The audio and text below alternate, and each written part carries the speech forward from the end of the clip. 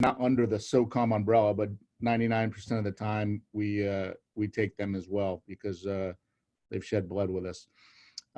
We've done this a lot. We're starting in the 30s as far as cohorts, 607 alumni to date. We are running, we have physical campuses at Camp Lejeune, North Carolina, Virginia Beach, Virginia, and San Diego. We have our virtual campus as well. And so we're running, way more courses this year than we ever have before, 3 virtuals. And we suspect we'll have upwards of 250 graduates this year alone, which is great news, right? We want to serve everybody. And as you can see from Joe's slide there, kind of the history of the Honor Foundation started out in San Diego, migrated to Virginia Beach in 2016, expanded to Camp Lejeune, North Carolina in 2018. And oh, by the way, in 2018, we also opened up our headquarters building there in San Diego, which was pretty much gifted to us by a super generous donor. Highly encourage you to go out there if you've never seen it, but that also opened in 2018. The rest of them are borrowed space in universities or community colleges. And then we use this platform called Verbella for the virtual platform. It's actually a avatar-based campus, so it's the same exact content.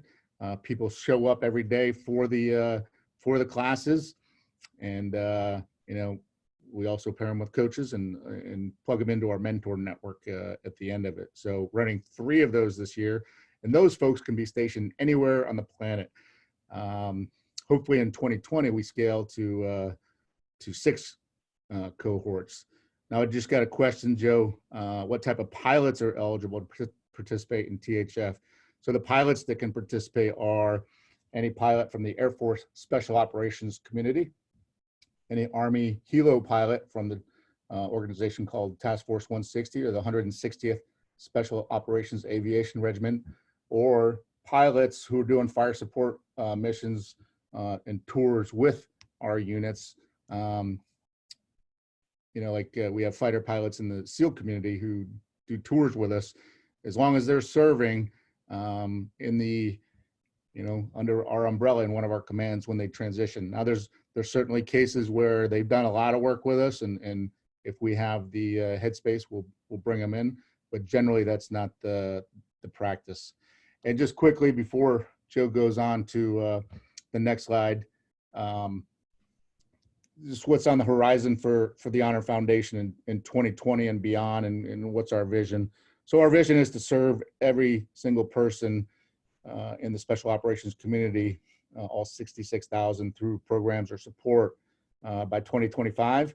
That's a really aggressive goal, and it's all based on resources, i.e. raising the money. I'd love to replicate what we're doing at our 3 physical campuses at some of the denser population centers of other special ops guys. Think Fort Bragg, North Carolina, which is the center of gravity for the Army Special Operations. Fort Campbell, Kentucky, you have a Special Forces group, and the TF-160 organizations out there. Fort Lewis, Washington, you got 2nd Ranger Battalion, you got 1st Special Forces Group. Tampa, Florida is another big one where you have a couple of headquarters. Eglin Air Force Base, Hurlburt Field, that's where the Air Force Special Operations predominant force is, as well as 7th Special Forces Group. So there's a lot more work to do, and we're going to get there, right? We're working hard to raise money. We're always looking for help in that, but it's that'll be a conditions-based growth. But probably the most doable in 2021 is running 6 virtual cohorts and kind of dividing them up based on time zone. So think about the difficulties if you're running like this webinar right now. It's 5 something on the East Coast. It's earlier there. Think about if you were in Stuttgart, Germany, and we started a class at 6 o'clock at night. You're at 11, 12 at night, and the folks in Hawaii are just finishing breakfast. And if you're even further west in Guam or something, it's makes it more difficult. So we want to split 2021's virtual courses by time zone, and probably run 2 concurrently, split by days, which obviously takes more coaches, takes more faculty, but it's all good. We'll get there.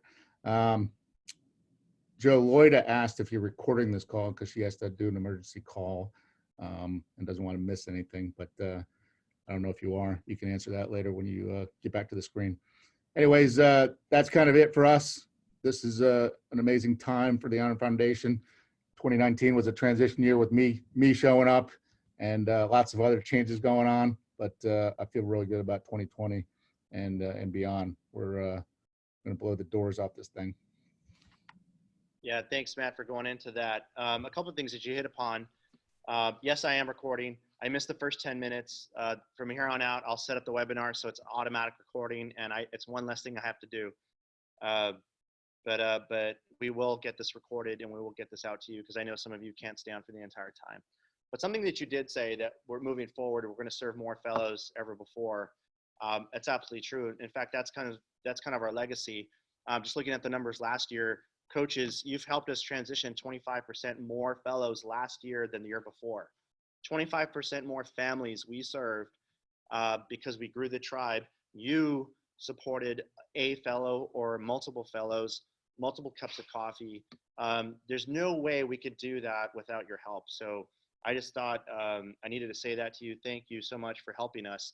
Another thing too, a question is the virtual class. Like, what is that like? What does it feel for the fellows? And I don't know, I know a lot of you coaches, well-educated, and you've probably dabbled with a little bit of online training. It doesn't quite have the same feel. There's a huge disconnect. I would push back and argue that our method is pretty darn good. And here's a measure, right? So it's one thing to boast about it and say it's great. It's another thing to do a test. And I would say if you're fortunate enough to meet a fellow that went through the virtual experience and talk to them and spend time with them, I could probably match them up with a fellow that went through the physical in-person campus and say that they're doing pretty darn good, just, equally. I had the fortunate experience to go to the San Francisco track. So at the end of the 3-month program, we'll take the fellows to a city. We went to San Francisco. One of our virtual fellows, he went through the summer cohort last summer with Mike Halterman, our director of virtual programs. And I met this fellow for the very first time, had zero interaction with him. And on the bus is where all the fun stuff occurs, right? We're on the bus heading from company to company.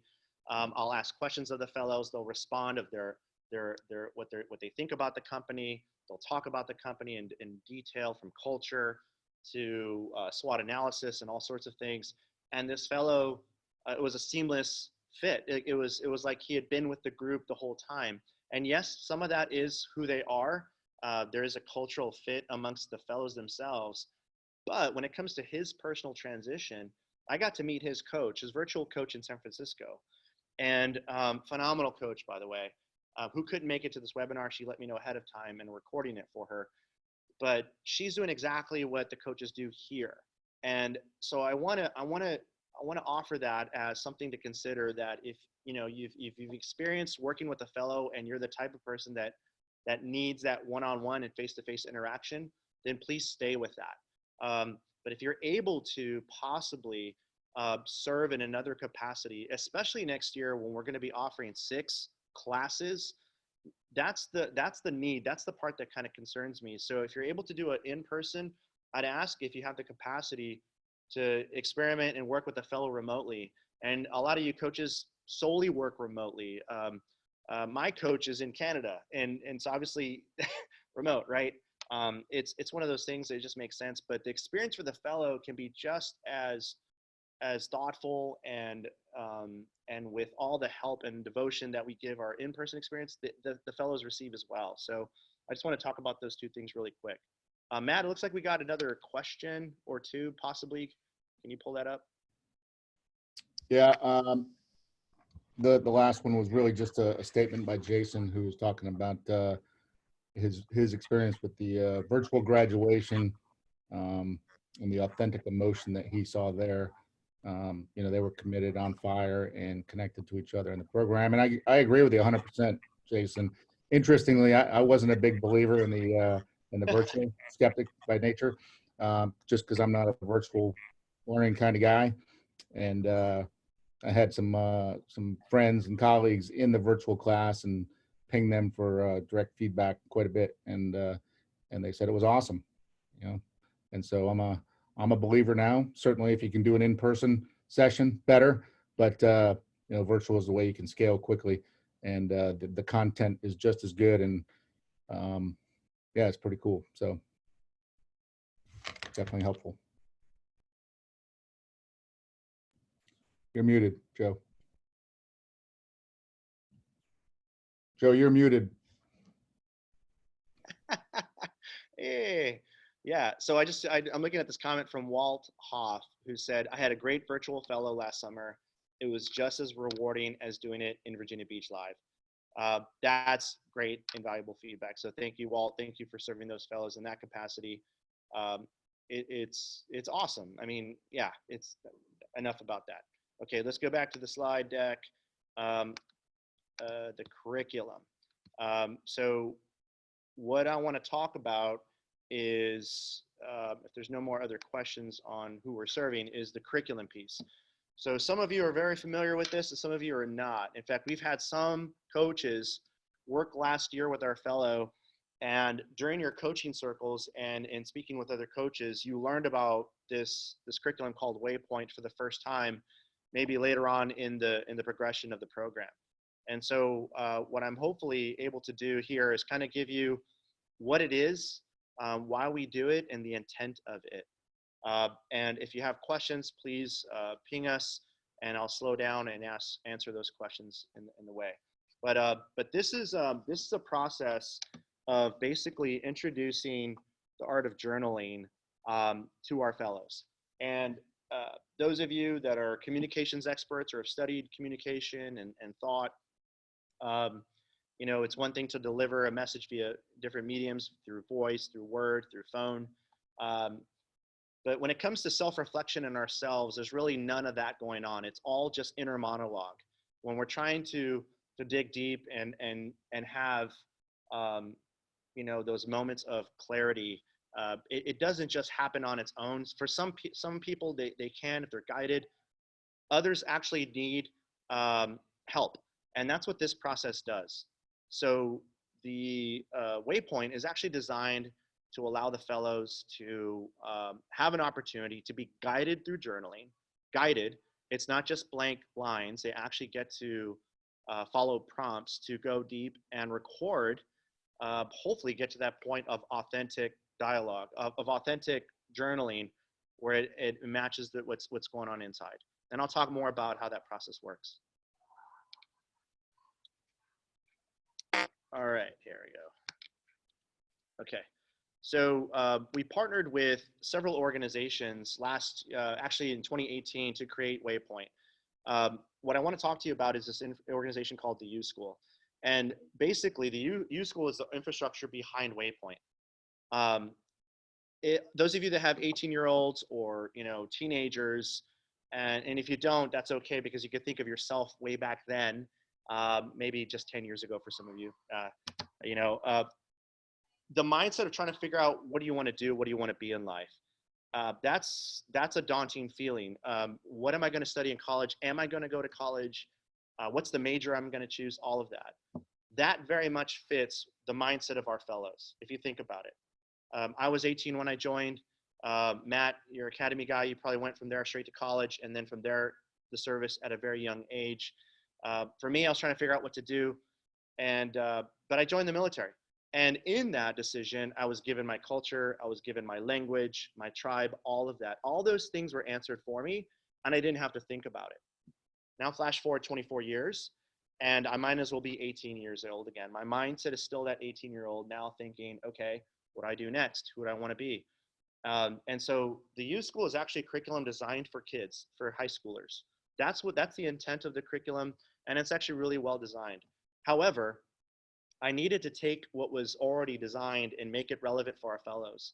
So we partnered with the U School and rewrote many of the questions to hopefully, and the prompts to hopefully push the fellows to let them go deep into themselves and ask relevant questions and thoughtful questions to help them be ultimately self-guided. So that's the construct of what's behind Waypoint. And in that, we've partnered with other organizations. You'll see there why the Golden Circle, Simon Sinek, and Gallup Strengths. and the career leader assessment. So these are tools that will dive deeper later on in our webinars individually, and that'll be its own topic, and we'll go for it. The webinars will only be an hour from here on moving out. Focus in these various aspects, and you'll see how it all weaves in with one another. I don't want to dive too much into individual curriculum details right now, but Matt, are there any questions right now on any of this stuff that I've said? Nope. Okay, No questions. cool. So what I do want to do next is give you context of the whole overarching theme of why we're doing what we're doing inside the Honor Foundation and the point of Waypoint. And it begins with this here, the journaling aspect and this golden circle. So here's an image of the fellows journaling and diving deep. It's pretty awesome to witness and see. But for the phase one that Matt was talking about, everything hinges on this, the golden circle. Those of you that have not watched the famous TED Talk of Simon Sinek, it's about 12 minutes long. Look it up, watch it. It's pretty phenomenal. But basically, it's a construct to allow us to help the fellows get clarity on where they belong. So there's this notion that the Honor Foundation helps people find jobs, and that's all we do. And I would say that's not really it. We provide a space for fellows to get clear so they can choose where to go, what career, academia, what have you. Those are the things that are really important that we hinge on, and the golden circle is really how we get there. So I'm gonna hit this next slide here. The arrow's going from what, how, why, and the concept is this. All of us live in this world of what. When we introduce ourselves, I said, I work at the Honor Foundation and this is my role. Matt is a CEO, again, a role. We introduce ourselves by what we do. And that's okay, that's kind of the norm.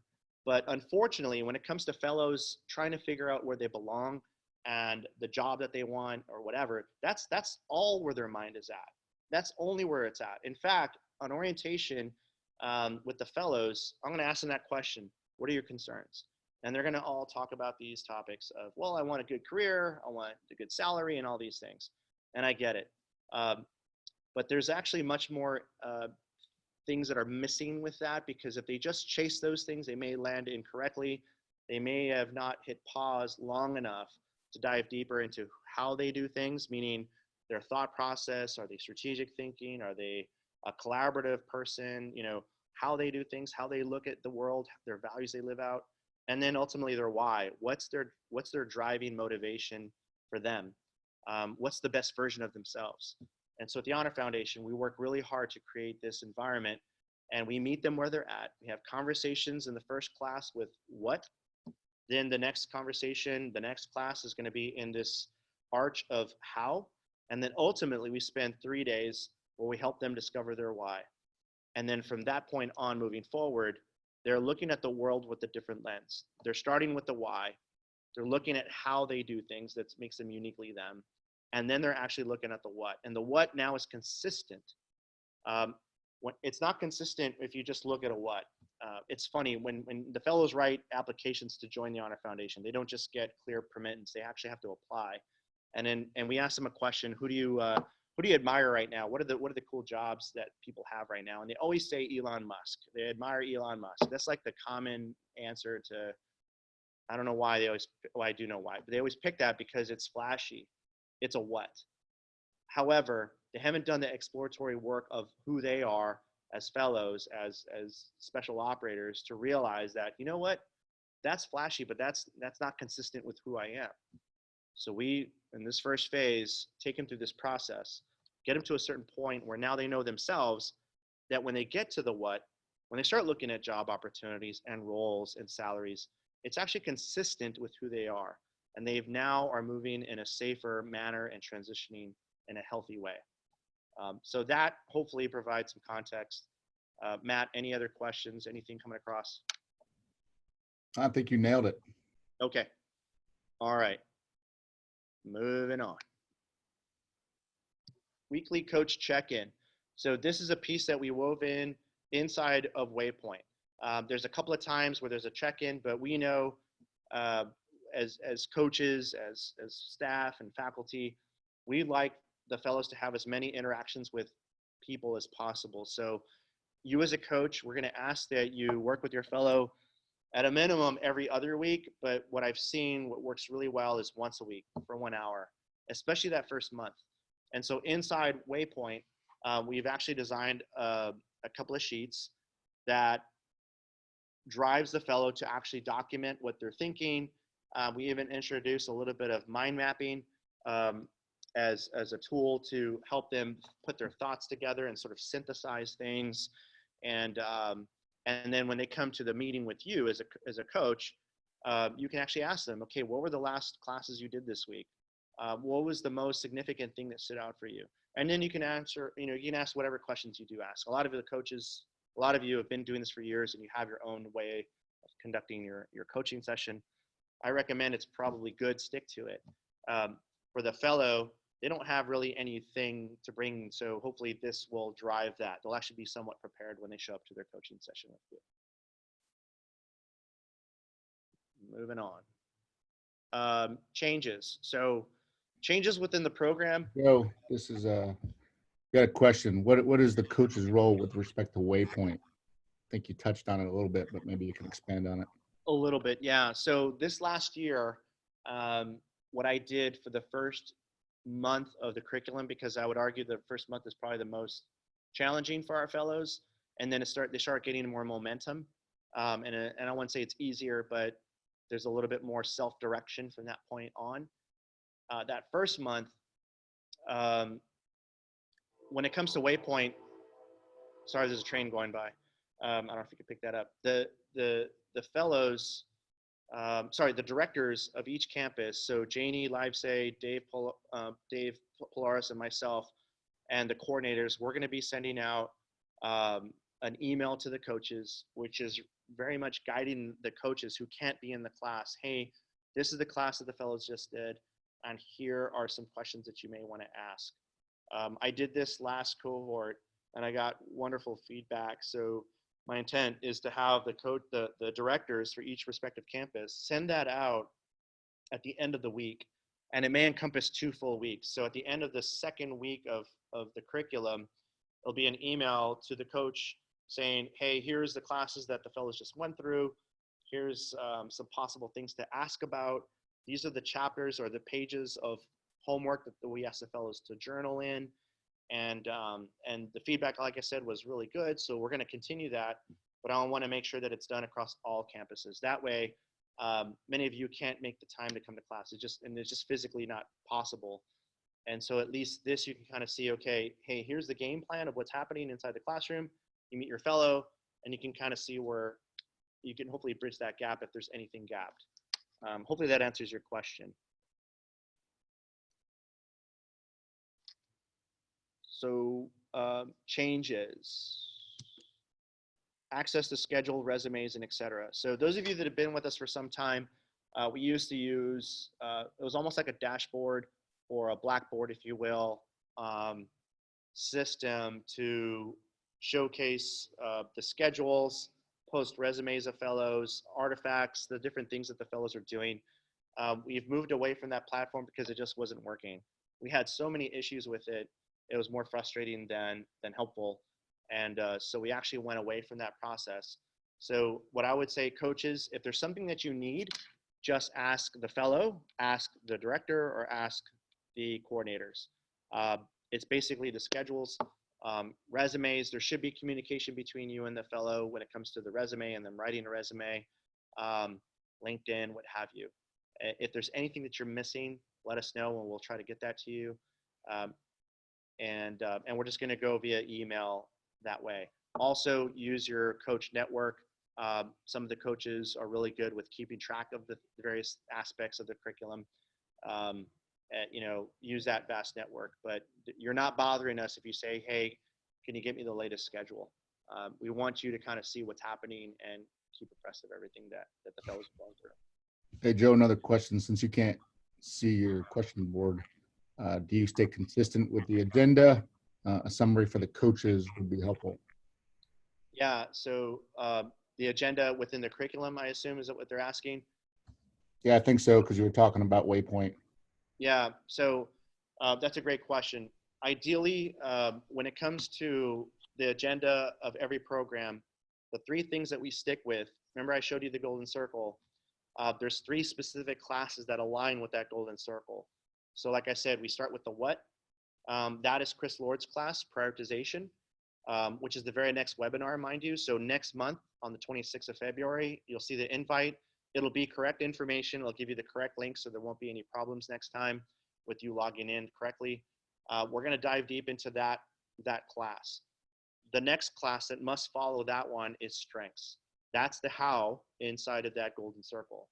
And then the following one will be a why discovery discussion. So we'll have that webinar in April. And I'll have Jeff Pottinger and Jill Musselman and myself, because I'm also facilitated or able to facilitate that. We'll have a discussion about the why discovery. And those are the three classes that have to occur in that order across all campuses, no matter what we do.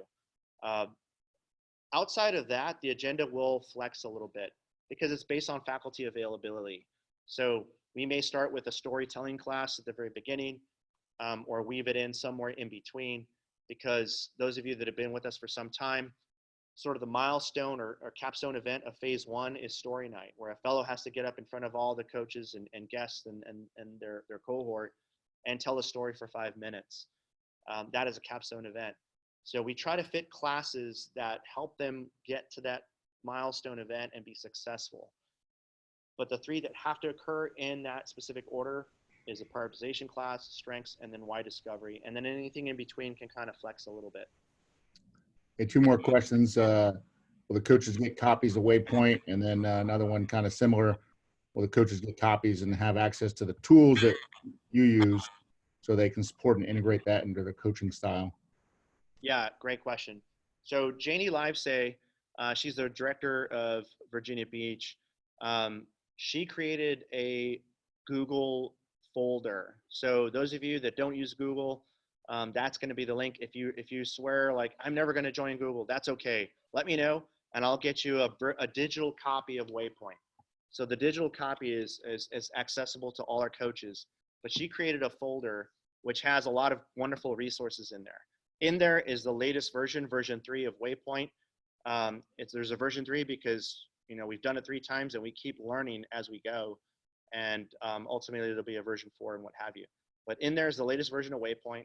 In there are other coach resources, the SOCOM fact book, the latest version of 2020. A lot of the acronyms and commands and pieces that Matt was referring to regarding the 160th and the special operations this and that. There's a lot of special in there. Kept saying special, but well, that's all a large organizational structure under Special Operations Forces, and a lot of the detail is in that SOCOM fact book. So what I would encourage you is, after this, if you don't have access, please email Janie and myself. Janie's on break this week, so that's why it's important that you email her and me. That way I can probably answer your question quickly. Otherwise, she's going to be swamped next week. But it'll give you access to that folder, and in that folder, you can just kind of cruise around and see what you need and have access to those pieces. And then do you want to touch on coach circles at all? Yeah, I'll talk about the circles in a little bit later on. Okay. See how we're doing on time. So right now it's approaching an hour. I'll go ahead and answer this question right now. And then what we'll do is we'll take a 5-minute break just for a bathroom break. And then we'll come back and finish and dive deeper into some more of these Q&A. So to answer the question of the coaching circle, we did describe this to the coaches. I know when we were initially interviewing you, and there's really not a lot of onboarding besides the interview. And here's this orientation and go. So part of the thing that we do is, and I did this with Chris Lord. Chris Lord is one of our coaches that helps provide context and structure for the coach network as it grows. He created the concept of coaching circles. And basically what that is if you're a coach with the Honor Foundation, we don't want you to coach in a bubble and feel that you're alone and unsupported. You know, and I want you to know that you can always reach out to the faculty, to the staff, but the best resource of information is coaches that have been with us for some time. Most of the coaches that I work with have been with us for 4 years, since the very beginning of the coach tribe in its infancy. But the coach tribe has grown dramatically, though, from 40 in San Diego to now, I think we're approaching 170 people in this tribe. So it's grown tremendously. The coaching circles meet, and it's about 8 to 10 coaches, ideally more than once within 3 months, um, hopefully twice, but it's really hard to manage the schedules. If you can manage to work together, and I really want to emphasize these coaching circles, uh, there's several coaches that have the responsibility for sort of bringing these coaching circles together. And I'd ask that you make time and join that circle, because it's going to be rewarding. You're going to learn something that maybe you didn't know, and you might be able to offer value for another coach who's struggling. There's a lot of difficulties that come across with doing this work. You as a coach have a responsibility to help that fellow get out of their own way. But sometimes you might not know the context of what that fellow is going through. They may start using an acronym or a term that you're not familiar with. And you might jot it down in your notes, but you don't remember to ask me or whatever. But the more touch points you have with support, so staff and the coaching circle, hopefully that'll jog your memory and you'll be able to ask that question and get an answer immediately. We don't want you to feel unsupported during this endeavor. 3 months is a long time. It's a lot to commit. You're already giving so much. The last thing I want you to do is feel unsupported. And it's going to be more of a challenge as the tribe grows. Like I said, I used to meet with the coaches regularly face to face. It's just not possible now that it's growing. So the circles allow us to kind of hopefully answer those questions immediately. We have used Slack channels in the past. I'll talk with the staff and see if we're going to continue using that. I think the Slack channel still exists. So if you're new to coaching and you're hearing me say this, Mark, making a note, this could be the list of things that you send to me saying, hey, can you get me this? Can you get me that? And we'll address them after this orientation between now and when we start. So with that said, we're going to go ahead and hit pause for about 5 minutes. Right now I have 2 minutes past the top of the hour. Let me see. What we're going to do is we'll come back. What you're saying about what time is it? My time, it's 3:06. So your time, Matt, it's 5:06. Does that sound right? Okay. Yep. So, ladies and gentlemen, we're going to go ahead. I'm going to stop sharing here. And we'll come back in 5 minutes. Roger that. You got a couple new questions that you could probably address as soon as you get back. Okay, we'll do. I see them now. All right, thank you.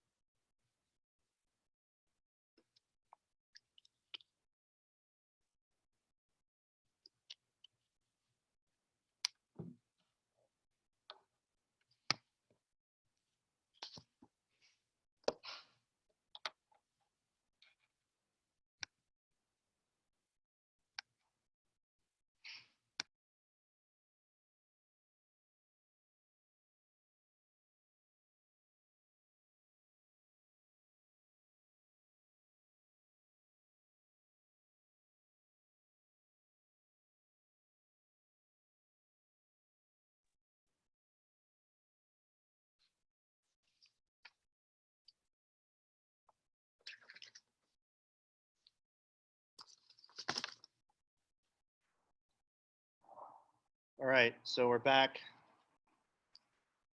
as another jet flies over. Usually sets off all the car alarms. Pretty loud. All right, so now I'm going to go over some of the questions.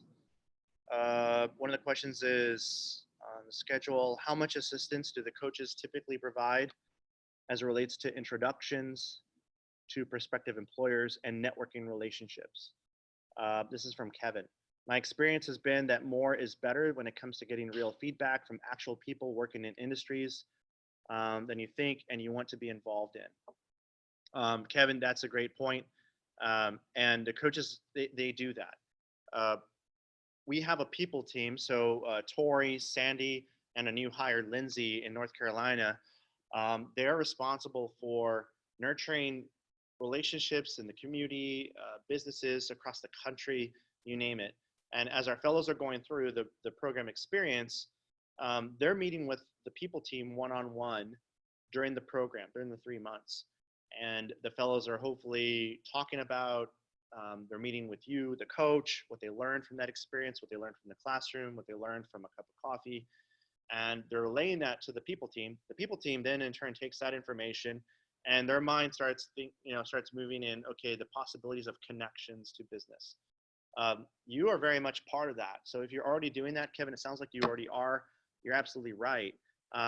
What we hope to do is surround the fellows with multiple perspectives and people working in various industries, because with that, that's how the fellow's going to land that role.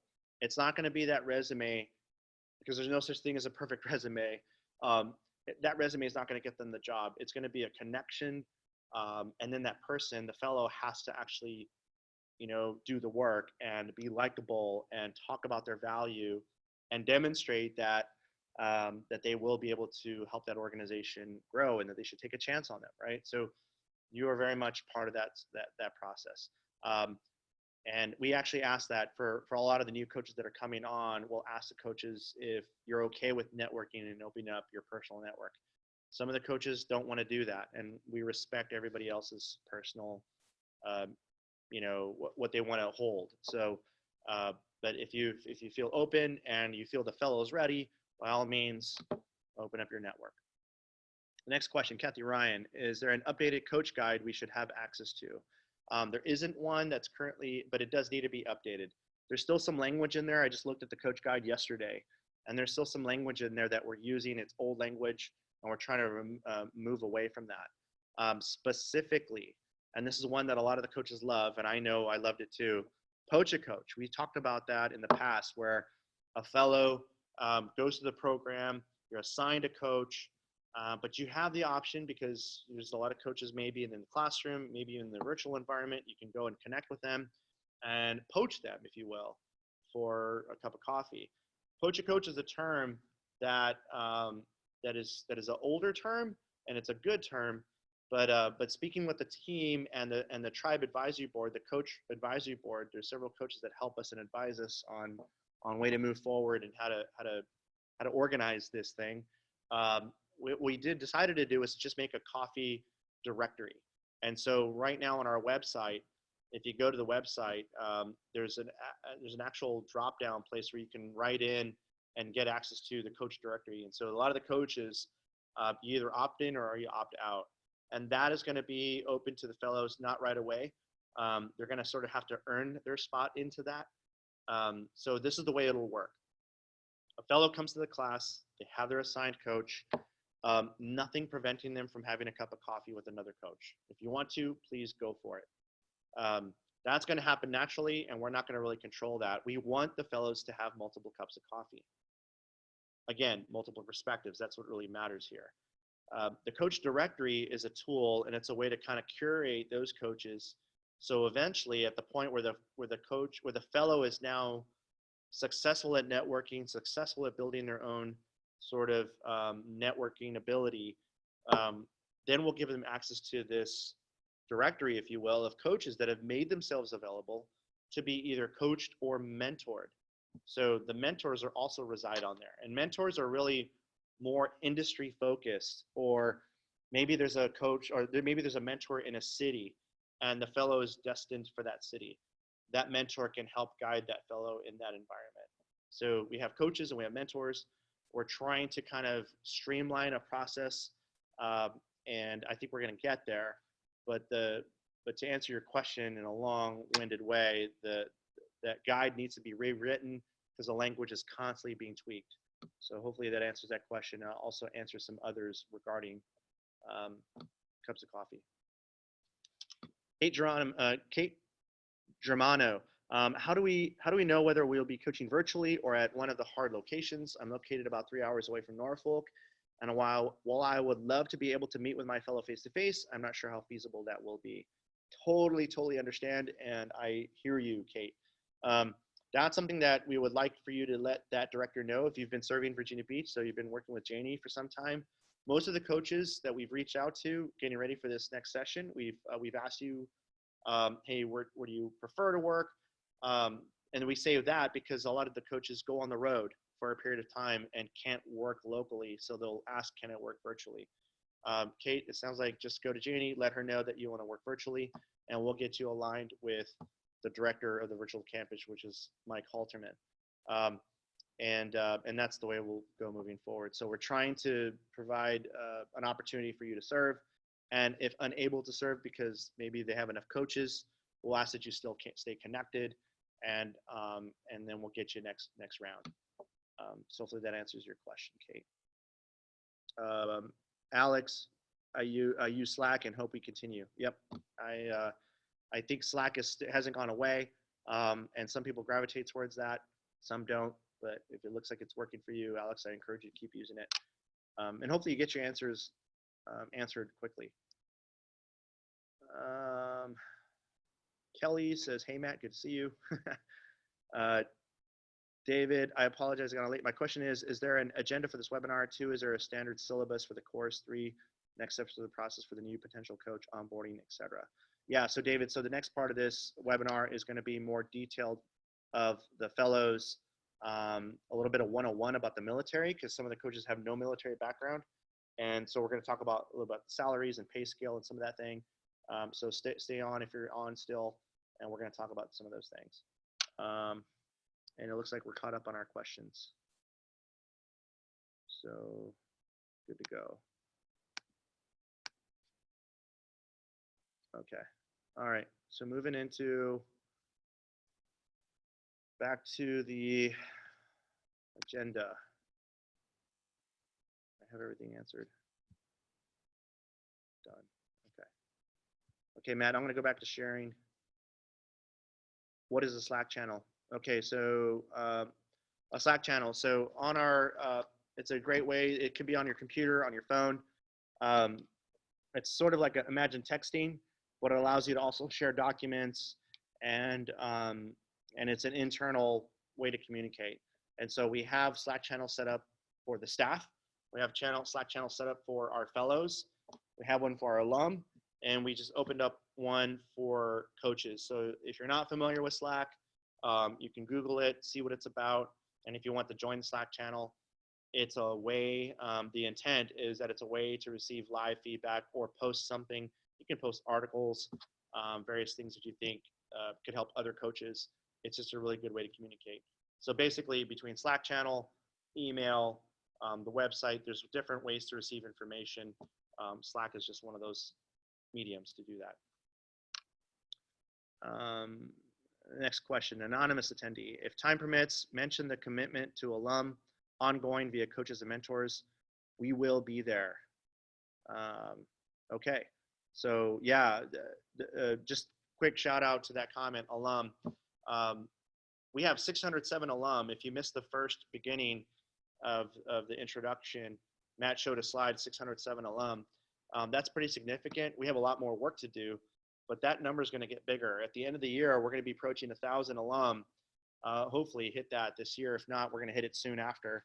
And that's a lot of continuous love and attention, because our mission is to serve them with honor for life. It's not just to serve them for 3 months.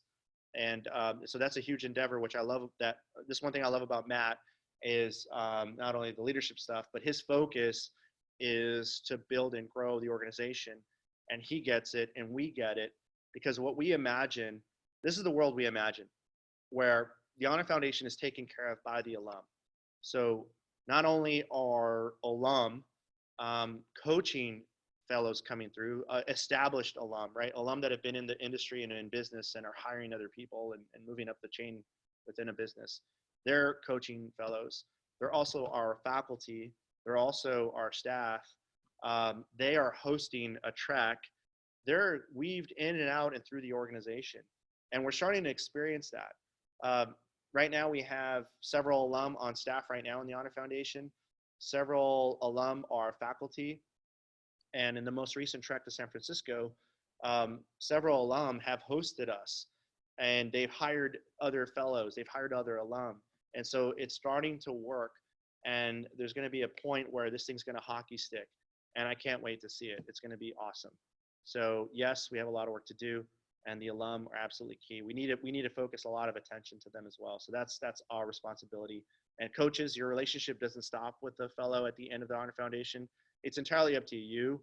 I'm going to ask you to come back and help another fellow, but naturally you're going to develop a relationship with the person you work with, and they may rely on you, and you've become part of their personal board of directors. I hope that that's what happens. So hopefully that answers your question. Next question, Kath.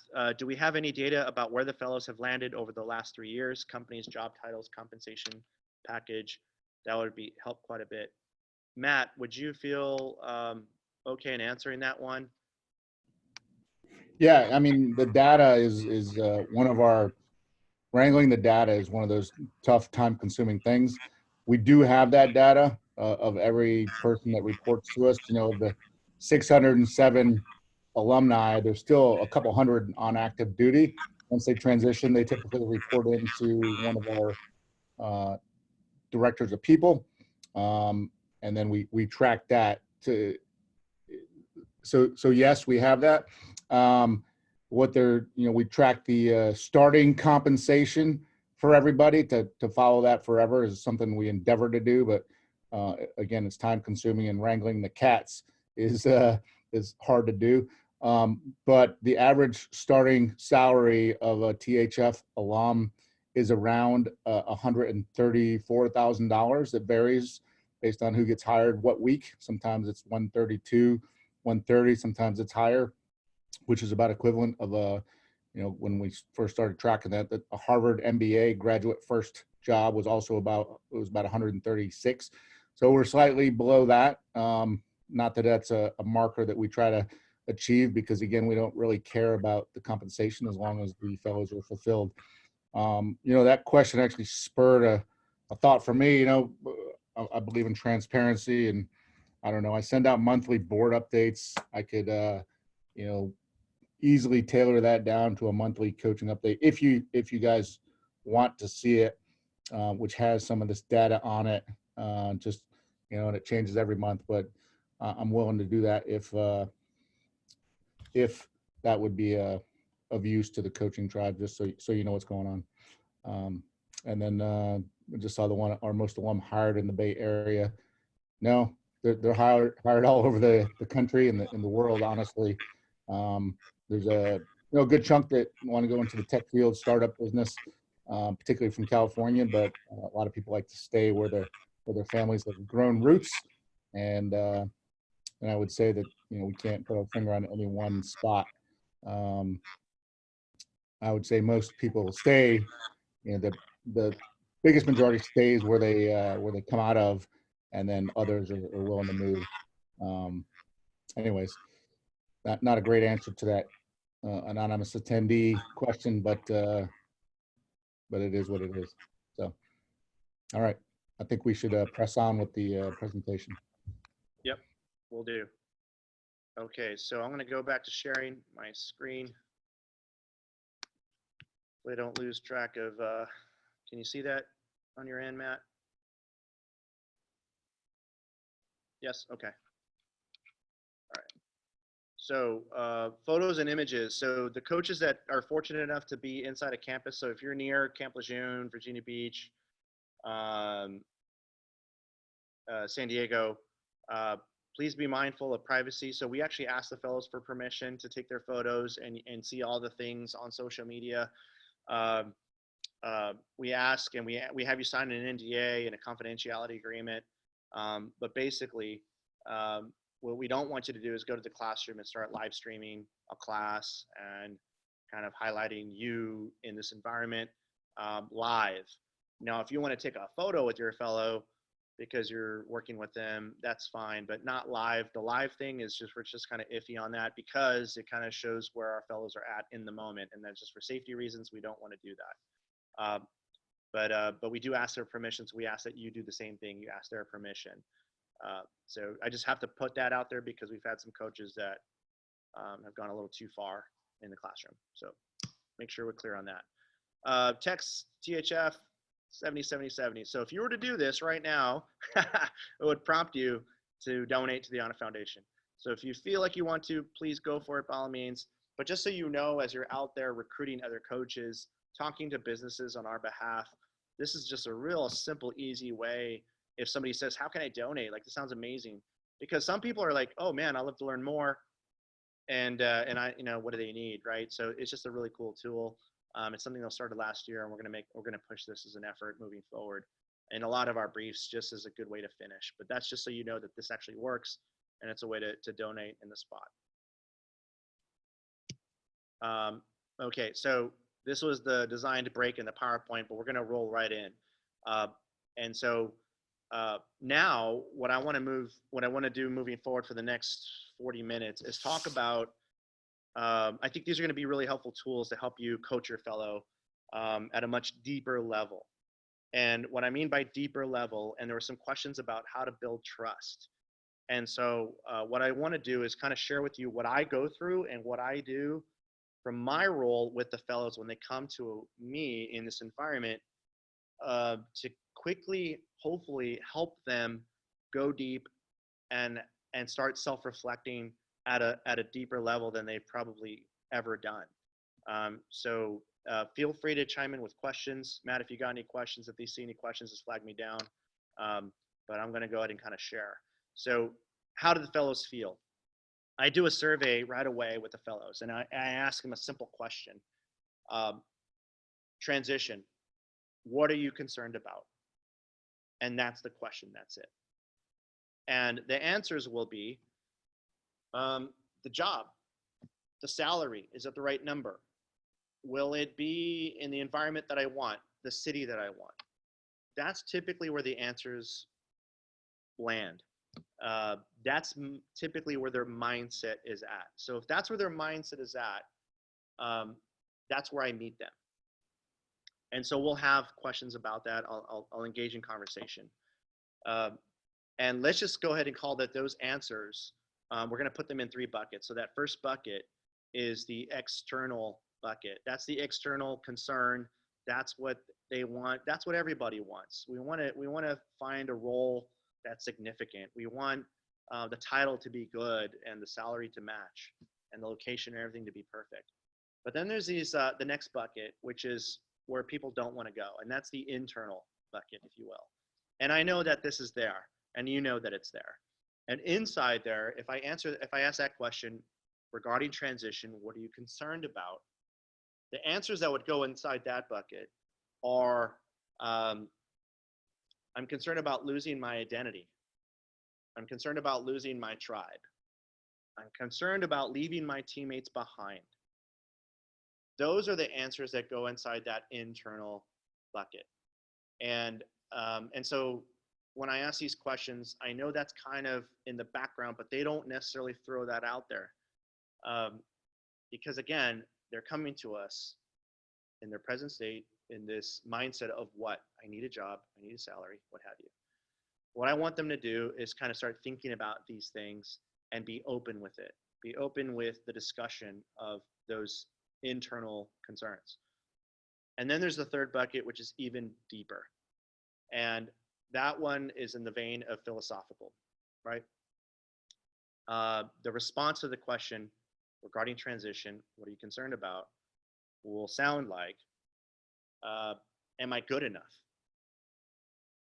Will I be received by my peers? and accepted by them, future peers, right? Can you imagine a Navy SEAL, special operator, Marine Raider wondering, concerned if they're good enough? Like that is a real thing. And I'm not just saying that. We've actually asked them that. And also in doing this work for some time and also being a fellow going through, I can share with you from personal experience, that's absolutely what I was thinking about. So those are the things that are occurring in their mind, but that's not what they're wearing on their sleeve. What they're wearing on their sleeve when they first meet you is a confident, proven warrior that's concerned about transition. And I need a job. And you're a coach and you're going to help me get there. Awesome. Like that's kind of how it initially starts. And so I share that with you because not to ask you to push hard and deep right away. I just give you that as context of what's happening in their mind and what they're going through. Because there is a sense of loss, there is a sense of identity and all those things. And I believe that with the right attention by you, by the staff, by the environment, what is the Honor Foundation, we will help them land well and have this sense of confidence. It's interesting to ask that question at day one, which I ask, and then I ask the same question at the end, 3 months later, and the answers are so different. They're more open and honest 3 months later, and less guarded, if you will. So with that said, are there any questions that popped up or comments, Matt? Yeah, but I think you can come back to them. They don't necessarily relate directly to where you're going right now. Okay. So I'm going to share with you a little bit about what the fellow's feeling. This is just a standard image, right? So 99% of the country did not raise their hand to take the oath. And the oath to solemnly swear to support and defend the Constitution of the United States of against, America and the whole spiel. 99% of the country did not do that. And so there's this huge disconnect when it comes to someone who did make that decision and immerse themselves in that environment where they have, like I mentioned, being an 18-year-old joining a culture. Now you have a culture and you have a tribe and you have like-minded individuals in this one organization, in this one group. And so you have the 99% who didn't do that. And it's not that they're less patriotic or whatever. We have amazing people on the other end that are doing amazing things in business, right? But there's a huge disconnect when it comes to translation of military to civilian, right? Of taking the skill sets of a veteran and having them conduct a job interview and being able to help paint a picture that a hiring manager can therefore see and possibly offer them a job, right? So there's a huge gap. And if you've been in HR and you've ever done hiring and you've worked with veterans in the past, you know that this is a struggle, and it's a huge chasm to cross. We work with the fellows really, really hard to help them get there and navigate that. But that's sort of a visual image of the challenge that we have, and that's sort of how the fellow feels. They feel very isolated amongst this whole civilian populace. I'm seeing questions or things coming up. Is there anything there I need to address, Matt? I don't think so right now. Okay. All right. So this is a personal story. This is my last operation. This is going back 10 years now, 2010. That's me at the ball cap in the background. Matt was saying that I'm the guy in the front. That's not me. I'm the guy in the back with the ball cap. But the reason why I share this, and I never used to share this story, it took a long time to even just talk about this stuff, but I realized with working with the coaches that they appreciated it because it helps give context of what the fellow's feeling. So my story is this, and it's not so much this day. This day was one day that represented a career, right? But this is the environment, and the brotherhood is real. And I'm not even a SEAL. That's not my job. That wasn't my job. My job was to help support them.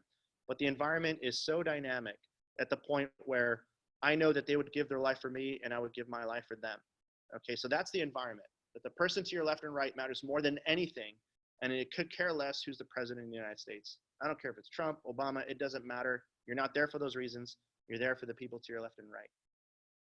Now, flash forward a few months, coming home. That was the challenge. And I wasn't quite ready for it. And and let's just say this is how I realized that there was something there. Standing in a line at a coffee shop and overhearing conversation, and I'm listening, and I shouldn't be listening, I know, but I'm listening and overhear, and it kind of sounds a lot like first world problems. It sounds a lot like whining. Sounds a lot like woe is me mentality. And I started getting really frustrated. And I realized the more I listened, the more I wanted to retract, to the point where basically, this looks bad, but I didn't like people. I didn't like being around people. I chose not to be with people. I chose my teammates, and I would gladly go to work, do all the things I needed to do, gladly go home, spend time with the family. But when it came to anybody external, I just refused to be comfortable or even commit to opening up a relationship with anybody outside of that. And it took a long time to kind of realize that that's not a healthy place to be. And and then also realize that, you know, that there's actually a positive thing on the other side of it if I could just get out of my own way, right? Some of you coaches have maybe coached some of the fellows and have maybe experienced this. And the reason why I say some of you coaches have experienced this and have heard this from the fellows is because I share this story with the fellows. I don't show the image because some of them I've deployed with, we've been there and done that. But I do share the point that there was a time in my life when I didn't like being around people. And I got to tell you, from my perspective, looking at the audience, I'd say about a third are nodding their heads. Yep. And they're kind of laughing about it. Like, yep, that's how I feel. And there's probably more than the audience that are just not even giving me a visual, but they're feeling that too.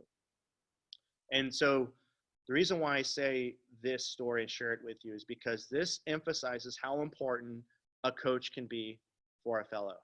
So I sat with my coach. And at the time of the On Foundation, we didn't have a coach tribe. It was basically a businessman who wanted to sit with me and help me figure me out. I would say that's the definition of a coach, right? So this is before the coach tribe was created. This is back in 2015.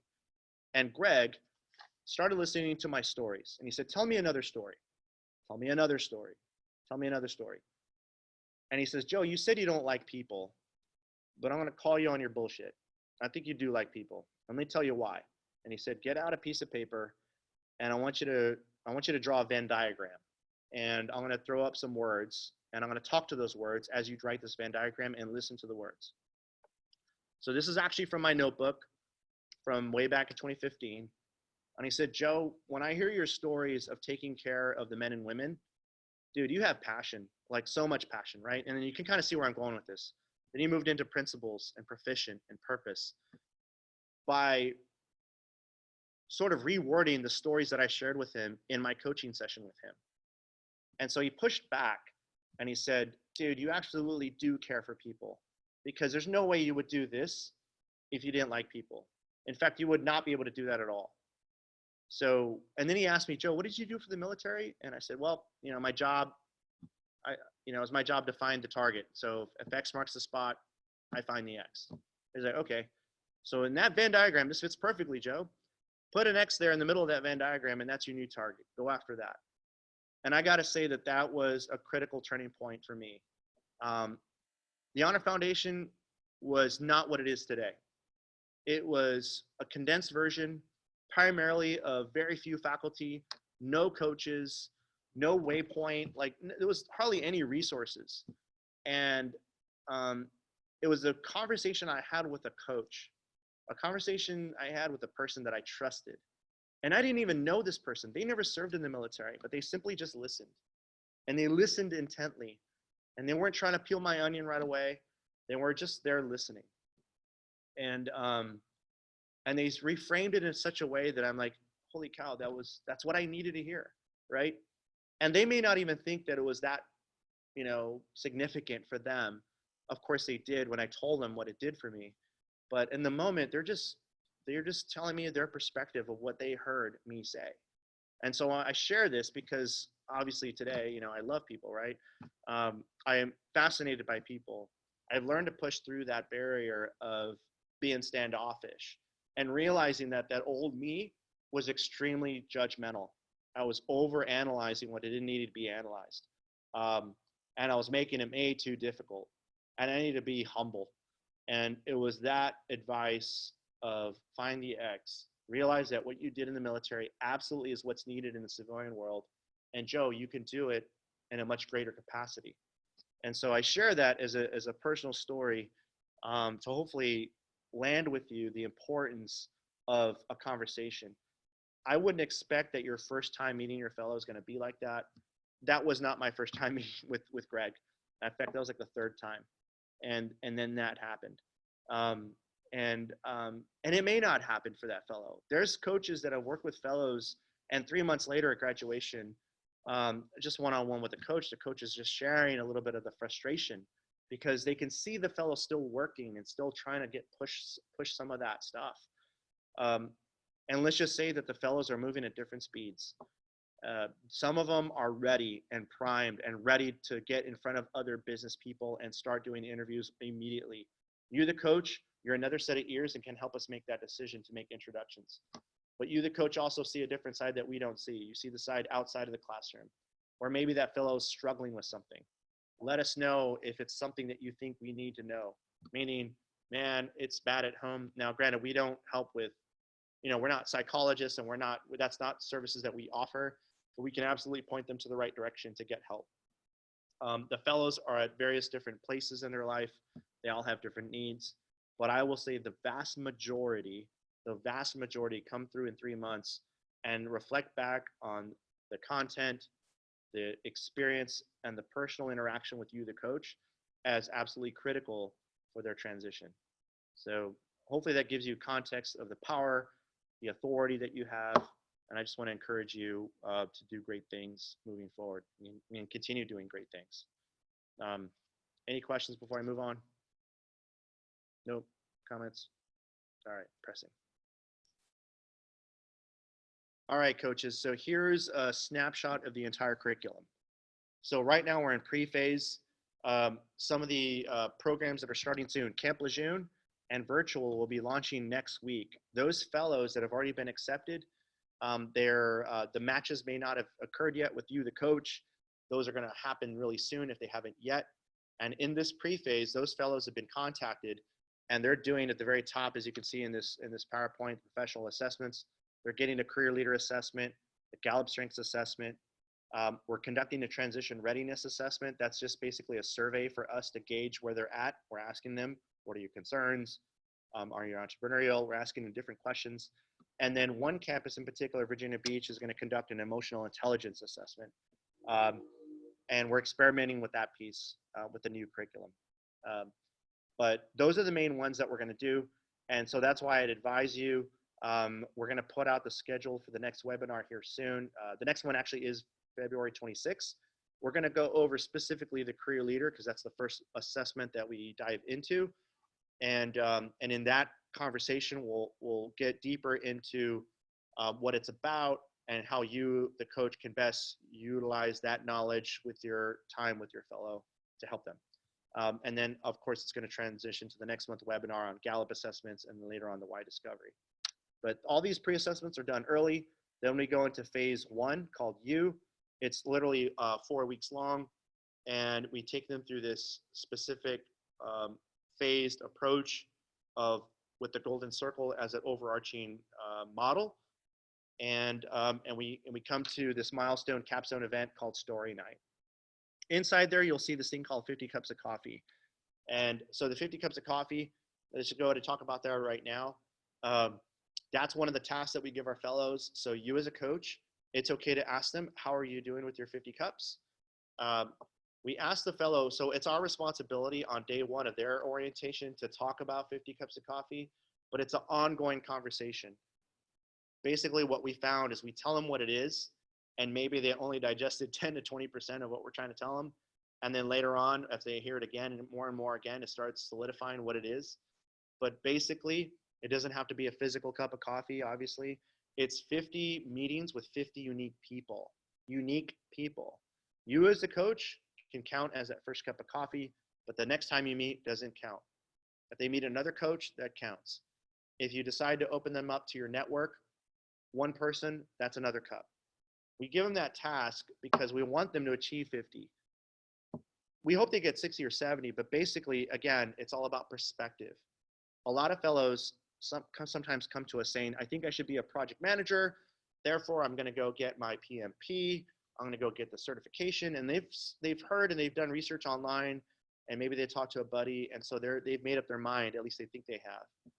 And then they start having cups of coffee. What we encourage them, and what you should encourage them as a coach, is, okay, you're interested in this. Find people that are doing that work and talk to them and ask them, would they do something different? If they could do, what mistakes did they make along the way? What things should they do? Where should they focus their education? And be inquisitive with those that are doing the work that they think they want to do. And in doing that, they're going to gain perspective and knowledge. And what we found is that some fellows now have a more focused approach towards that goal of that industry, or they decide to move away from it because they realized, I don't want to do that after all. I've talked to numerous people that have done that work. It's not for me. And that's a good thing. The more cups of coffee they have, the more perspective they gain. It might feel a little daunting as far as them realizing, man, I could do anything. But the more they do, the more it's going to start honing in, and industries will start popping, and roles will start being highlighted in their mind, and it'll get more clear. So the 50 cups is really, we talk about that a lot in phase 1. And by the time we finish in phase 3, we hope that they've landed 50, if not more. And phase 1, like Matt said earlier, is really, really key.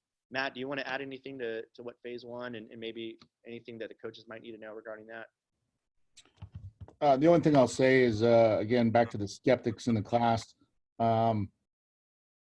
People don't think this is the most important piece when they join, and they kind of approach it with like the attitude, this is going to be dumb, and by the end of the why discovery, 99.9% of them are converts, and they get it. But it takes going through the process to understand that. That's it. Awesome, thank you. Phase 2, your gear. So we don't talk, as you can see, we don't talk about resume or LinkedIn until later on the next month, which shocks a lot of people. And this is what makes us different. A lot of other nonprofits, hand us your resume, let's translate it. We don't do that, obviously. So phase 2, we need to do those things. Those are actually important.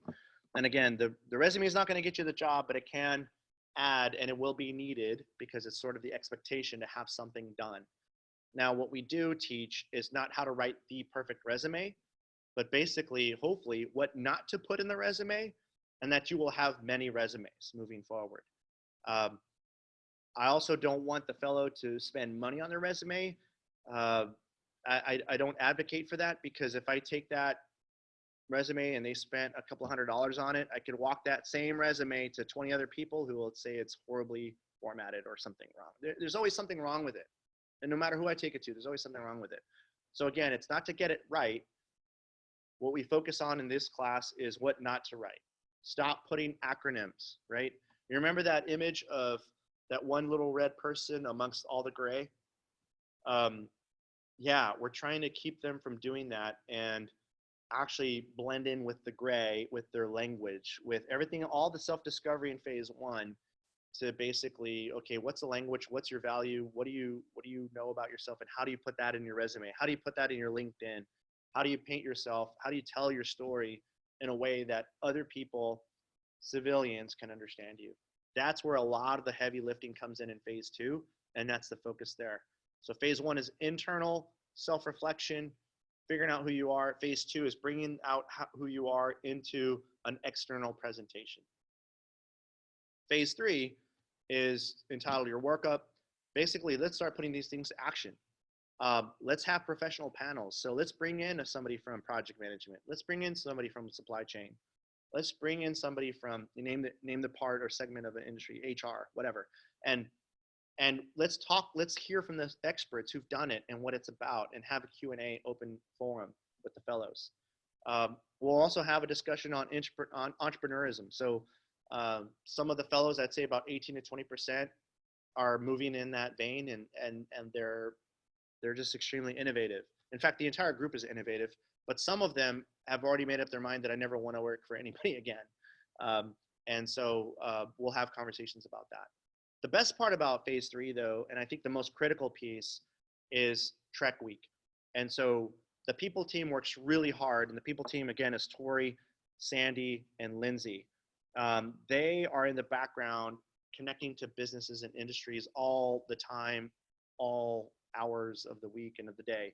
And what they're doing is creating relationships. And what we're able to do is land in cities for a full week where we pretty much take it over. We are going to cover about 10 to 12 companies, at a minimum 10 companies, typically 12 companies, where it's not about getting the fellows a job in those companies, but they've already done the research on themselves. They've done the research about the companies. Now it's time to expose them to the culture and walk inside the organization. And the companies vary. I'll have a slide later on that shows you an example of our most recent track to San Francisco to show you the diversity of that track. Again, it's not about jobs, but that's where a culminating event, and that's a capstone event. Actually, it's not a capstone event, but it's a really important event where all those lessons come pouring in. And then here on transition night as a capstone event, that is the final piece where the fellows are they're able to synthesize everything they've learned about themselves and present themselves to the staff, to the coaches as, this is who I am moving forward. I know my why, I know my how, and these are the what industries. Again, the golden circle is the construct. These are the industries that I'm excited about, and they're consistent with who I am. And that's fun. And so that's a really good way to finish. And then deployment for life, that's how we continue to serve them for life. As long as they're connected to us, and as long as we have funding, which we're, again, always in the need for, we have the lights on, we're going to continue to serve this group of fellows for life. And they're now alum for that point moving forward. All right, so that's the entire program and sort of the flow of it. How am I doing on time? So I got 10 more minutes. So I'm going to push through all this because this is basically the same thing. This is just detail of what I just went over piece by piece. Here's that slide I was telling you about regarding what a trek looks like. So we went to San Francisco in November. We went to PayPal, Cruise. They're trying to fix the driverless car solution. Katera, Oracle, ThreadUp, Airbnb, Pac-12 Network. You can see it's a really diverse group of companies, and it was phenomenal. And the best part is the conversations on the bus, because the fellows think they want to join a company, and then they get on the bus and say, heck no, that culture does not fit who I am. Great. Awesome. You learned something about yourself, and hopefully that'll help with their decision moving forward. Then we graduate them. Okay, so any questions on that? Please hit your questions. I got about 10 minutes. There was a question about kind of alluding to expectations of salary and pay for these fellows. So Matt talked about 133, 134 as a salary. A lot of our fellows hear that and they assume that's my salary. I'm like, no, no, no, no. And so the fellow and you may have this conversation of expectations. What I want to do here is quickly show you sort of, if you're not familiar with the military, this is basic kind of the salary structure of the military. You'll see here, let me move this out of the way, the rank, years of service, and pay bands. So you can kind of put the fellows in two categories. So first of all, the fellows, there's a cohort of about 30. They'll range from very senior, 20 plus years, to junior enlisted to junior, 6 to 8 years. And then you have officers. These are folks with a degree that are commissioned. They have a higher sense of responsibility, therefore are paid more, that are in the same lineup of years. A junior officer, 6 to 8 years, a senior officer, 24 plus years. And so what I did is I highlighted this pay scale, and you can look at this up or Google it, military pay bands. You can kind of see the structures. But we serve typically in the class, we'll have an E5 down here. If you're going from the bottom up, moving up, you know, E5 all the way up to senior enlisted. You have over here on the left side in that left box, officers, sort of what their pay grade looks like. And then up top, that upper red box, those are warrant officers. These are people with commissions, but they're also technical experts with experience as an enlisted person in their past career. So that's kind of like the time experience, which translates to how much they get paid, really. This next slide here. So I just graded out, but you'll see the base salaries. And so this is salary, so don't be shocked by these numbers. But if we're working with an enlisted junior person, 40K. These are the numbers that congressmen and and our people in politics say, oh, our people are impoverished. Okay, if you just focus on that, yeah, that is a really low income, especially when you look at the job that we're asking them to do. Put themselves in harm's way and do the country's work. Um, but it's not just there. So I will talk about the other pays and incentives that are given to our fellows. But just to give you context of what they're getting paid, enlisted 68 years, 40K, senior enlisted 77K, junior officers 72, 100. You can kind of see the data. The next slide. These are the allowances that are given to special operators that regular military don't quite get. Some of them they do get, and some of them they don't. So these are acronyms, so I apologize, but basic allowance for sustenance, food, is about $4,000 across the year annually. Housing allowance for enlisted, it's about $33,000. Added on to your salaries, officers, it's about 36. Special duty assignment pays, because you're in special operations and specifically what you're doing and where you're doing it, you can get increased pay. Hostile fire pay, if you're in a war zone, there's incentives there. If you're a jump dive qualified, you can kind of see these additional pays. As these things start racking up, you will see here combined it starts adding up. So low end salary about 91,000, which is actually pretty nice if you're looking at a junior low end person. It could add up to about 90K. High end 100 plus 51, that's 150. Keep in mind that the salary is taxed. These pays and allowances are not. So that's a really important number to think about. Again, I'll say that again. The salary, the top one, the 40K, and for the officer 100, that is taxed. Oops. The other part, the 51K and allowances, that's not taxed. So as a fellow is expecting to get out, their take-home pay, whatever that number is, they're going to have to think very clearly of where they want to live, the taxes that are involved with that community, with that state, the federal taxes, all those things. They need to think about those things because for the first time, their entire take-home money is going to be taxed. That's not the case while they're active duty. So make sure that they realize that they come out saying, "Oh yeah, I need to make 90K because that's kind of what I make now." That's not the case because again, only 40,000 is taxed. So you kind of see where I'm going with this. Any questions, Matt, that have popped up from this? No, people are saying it's helpful. Maybe send this out to the coaching tribe, to a couple of them, and that's it. Okay. All right. So what I'll do is when this is all done and I get the link for the recorded session, I'll also attach this brief so you'll have it and you can refer to it if you want. There's also a lot of open source stuff, but if you have specific questions and it's not on the brief and you can't find it open source, please ask me. I could probably find it super fast for you. All right. Moving on. So other things too. So some of you have been working with us for some time. Some of you have not. There's retiring and there's separating. They're not the same. The person that meets the 20-year requirement, as far as the military is concerned, is considered sort of in that mode to receive a pension. You're not fully retired until I think you reach 30 years, and then the military can't touch you anymore, supposedly. But basically, if you do 20 years, you're going to receive a pension. If you do less than, if you do a lot of the junior fellows that we serve that are really young, they're getting out in under 10 years, they're not going to have a pension. They're simply separating. Those that are retiring will have medical care. They will have dental, base access for life, and veteran incentives for life. Those that are separating may only have veteran incentives, but will lose base privileges, dental, and medical care. And this is something to consider when they're talking about. So you as a coach may have a fellow who's very young, and in your coaching meeting session, you find out that they have a family with 3 kids, and one of the kids has special needs with medical services or something like that. That fellow is probably going to need to obviously land a job with where finance and medical assistance and all those things are really important priority for them. Somebody like myself who got out as a retiree, I don't have to worry about medical and dental. So when it comes to my choice of job selection, and plus I have a retirement, I can actually go for a nonprofit where it's less lucrative, and I can kind of take more time exploring my options.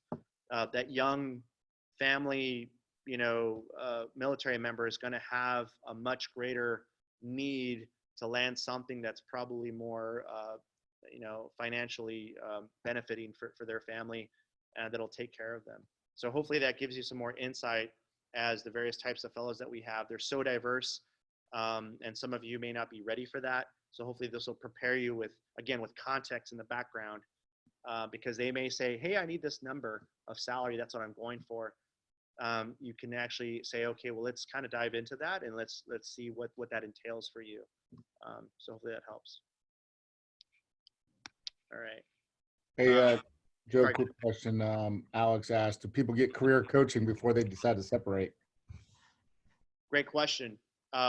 So there is a career counselor within the military, but that's typically for the military career. When it comes to transitioning out of the military, this is it. That's why we exist. So what was the question again? I want to try to make sure I answer it correctly. Do they get career counseling before transitioning out? And I guess that goes to, every single person in the military has to go to a transition assistance program. It's 1 week, whether you won the Medal of Honor or are getting kicked out for drug use, it's the same program, and it's a cattle card just getting people through it. It's not very useful. We all went through it, and it really doesn't serve the purpose, especially for guys who've given so much.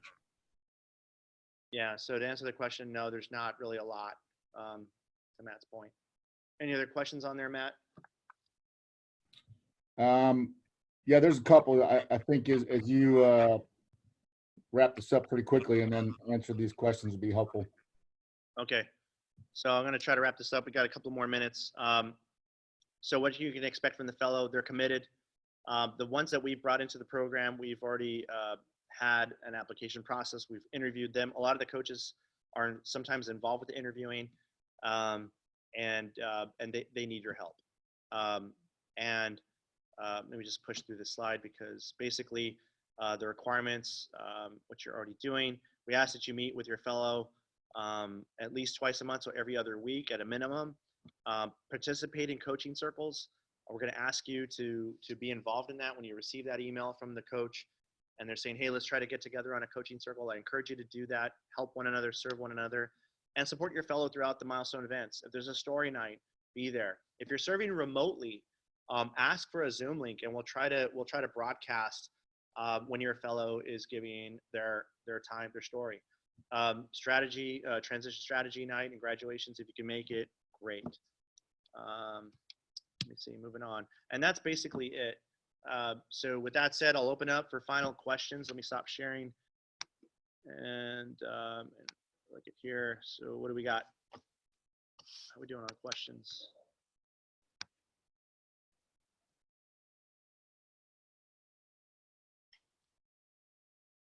Okay, let me see. Specific next steps and timing for starting these sessions, as well as any links to tools to guide. Okay, so Timothy's asking, I would like to know specific next steps and timing for starting these sessions, as well as any links or tools to process guidelines. So basically, the next steps for these sessions, I will send out a link, and it'll be a proper link. I know there was some confusion because we sent out an Eventbrite and it had an original Zoom link. We transitioned over to Webinar, which is a totally different tool. It looks like Zoom, but it's not. Obviously, it's not. Now that we've nailed that piece down, the next one will be February 26th. Details to follow. That'll be specifically only focused on that class topic with the faculty. So the next one will be about prioritization. It's that first major class out of the Honor Foundation. We're going to focus on that. And then I'll put the schedule out. What's that? Same start time every time? Yeah, we're actually going to probably start that one around 3 p.m. San Diego time and 5 p.m. East Coast time. Wait, did I get that right? That'd be 6 p.m. East Coast 6 time. p.m. Yeah, 6 p.m. I'll see what works well, but basically the faculty and getting the faculty aligned, that's going to really drive that timeline, because the faculty are coming in from different coasts. So yes, we're going to try to streamline this process, and hopefully it provides value for you. I'm really excited about those next iterations. Please perhaps emphasize the 20 plus years ICE. We ICE get half their salary. I'm not sure if I understand that. We ICE get half their salary. Oh yeah, I guess what that means is if a fellow continues to serve after 20 years, um, their retirement, their pension is technically 50% of the salary, not all those incentives, but the salary is what their pension becomes. And so if you think about it in this way, for every year you stay in the military, if you know you'd already received your pension, which is half, you're really only working for the other half of your salary, if that makes sense. So that's one mindset, and that's something that you may be able to kind of help somebody navigate that through. And it's not to push people out of the military. We need our people to be in the military. We need our senior leaders to stay in the military as long as they can for the needs of the government. But at the same time, if it's that sweet spot to exit, then they exit. We just want the fellows to know that, hey, every year that you do beyond, you're kind of selling yourself short. You're only earning half your pay, if you will, because you'd already get that automatically if you served outside, if you weren't serving anymore. So good point. Mona, can you please send out the slide of the ranks and salaries? Yes, Mona, I will do that. Timothy Seats, I would like to know specific steps and timing starting these sessions. Oh yeah, I already read that one. Johnson, Joan Janey, can you please provide the waypoint as your schedules allow? Yep, we'll get you access. Susan, do we have a list of military-run businesses in the local campuses, geographies, form a directory? No, we don't. I don't have a list of military-run businesses. That is something that I could probably write and give to the people team. I think that could be helpful for opening doors, but to be honest, I think what's awesome is just about every organization has hired a veteran. Not necessarily recently, but a lot of veterans maybe served in the Vietnam era at the senior levels, and maybe since then have moved, closer and closer to like in the 80s when they got out and they're serving. So that veteran connection is always a big thing. But let's run over, just wrote that question down. Any other, let me see other questions. How do we match fellow with a coach? So we do the application process. We have letters of recommendation. They submit a resume, and then we conduct an interview with the fellow. In that interview, we're asking the fellow specific questions, and we're wanting to know and hopefully draw out what they're thinking when it comes to a job, or what they're thinking when it comes to where they want to land. Some of them, say if they're entrepreneurial and they already have a business out of their garage and they're moving in that direction aggressively, that will help us align them with a coach that maybe has that background. If there's a fellow that has no idea what they want to do, but they're forward leaning and they're all in, we really just do the match the best way we can, based off of the feedback that the coach has telling us, which all of you have done, most of you have done, of your strengths. Some of you have been very specific. Hey, I'm really good with phase one type stuff. I don't like resumes. Okay, good. So the fellow that may have a difficulty that we feel from the application process, that is going to have a hard time doing self-discovery. This coach says they like that stuff. Let's try that match. It's very chancy. We're hoping that it works. It's not a perfect system, but it's what we have, and it's actually doing okay. If the match doesn't go well, and I guess this is my advice for you, if it feels like you're not able to break through, continue working with that fellow as long as you can, but let us know. Don't hold it in, and don't tell us 2 months later. The sooner I know, the sooner Janie knows, the sooner Dave knows, we'll be able to kind of help you navigate that space and possibly get you the support you need to help that fellow.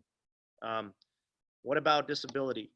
So yes, some of our fellows have disability, not just a pension, but also disability. And those are fellows that have went through the VA system, and the VA has verified through medical appointments that they have a certain rating, which enables them to receive additional monies that are non-taxed from the government. So just full disclosure, I'm a disabled veteran, and so at the time of me transitioning, I was able to look at my pension plus my disability and realize I can actually choose a job that doesn't have the salary that I thought I needed to choose something that's more meaningful, right? So that's the luxury, if you will, of being a senior person that's disabled vet. The younger, still fit, no pension sailor or Marine or whoever that's getting out is not going to have a pension, and they're not going to have a disability rating maybe as high, and so they may will be relying solely on that next job as their sole source of income. So good point, Mona. And the last one, Timothy Seats, I'm new to THF. Can I spend time with one of you or someone for additional specific questions? Timothy Seats, absolutely yes. My email is joe.lara, L-A-R-A, @honor.org. Please reach out to me. We'll get on a one-on-one. I'll spend as much time with you as I can. I think this is the best way to kind of put information out to a large forum. And then ultimately, if there's specific questions, yes. We're also hoping to match new coaches with experienced coaches. That way it's sort of like a buddy system where you can ask that coach, experienced coach, hey, what about this? Because I might not be able to answer you in as timely a fashion as you'd like, but I will definitely schedule time and work with you if you need. Awesome. I think that answered all the questions. Let me see. Okay, yeah, I think we're doing well. So everyone, thank you so much for your time. This is going to conclude this session. We went about 6 minutes over. Thank you for hanging in with me. First one, done. I learned a lot from it. Thank you, Matt, for your time. You hung in there with me for 2 hours, and I know you're a busy guy. Thank you for doing this. I know it's important that you work with the coaches. Any firing last-minute shots? Yeah, I just want to thank everybody again. Thanks for letting me impose on the coaching tribe. It was awesome. Feel free to contact me, Joe, Janie, Chris Lord, even anytime. We're all here to help. So thanks for what you do. Awesome. Again, thank you so much. Stand by for that email that I'll put out eventually, hopefully by Friday, talking about the February webinar for the next session. That's going to be a great one with Chris Lord. Chris Lord's fun, full of energy. I'm probably going to be laughing most of that hour. So see you all then. Take care. Bye-bye.